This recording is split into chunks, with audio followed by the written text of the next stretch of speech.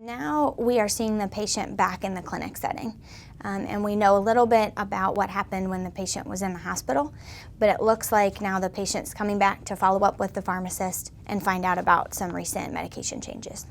The first thing that I'm identifying is that the patient was in the hospital for angioedema. But the patient mentions that he did not start taking a new medicine for blood pressure, and the hospital did not figure out why he had that particular side effect, but that is what the hospitalization was from. The second major cue is that some medication changes were made upon discharge, and so now this patient is without some of his mental health medications, which is significant.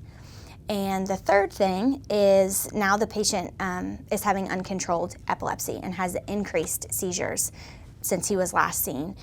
So there's probably some concerns with his current epileptic regimen as well. There's a couple of recommendations I would make. The first one is the patient was started on a new medicine from their mental health clinic. And the name of that medicine is bupropion, and that medicine can actually increase the risk of seizures or decrease the seizure threshold. So I'm concerned about the patient using that medication because he is having increased seizures as it is.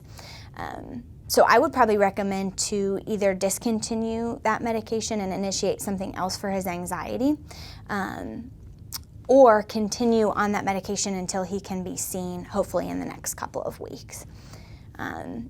If you discontinue that medication too quickly, it could also create some more issues. So I think there's a balance between what is the best possible plan here.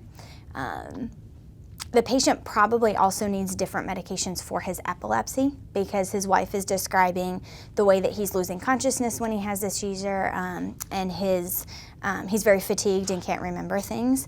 So his current seizure medication regimen is probably not the best for him either. I think the last item would just be making sure that some referrals are made. So as the pharmacist, understanding what type of seizures the patient is having is important for drug therapy selection, but this person probably needs to see a neurologist for a full workup on the types of seizures and the best anti-epileptic regimen. I would imagine that he also needs to follow up with the mental health clinic again, regardless of what's recommended by the pharmacist, because if he's not going to be taking bupropion, he needs something else, and potentially 2 other medications, because his original regimen for anxiety contained both the fluoxetine and the aripiprazole.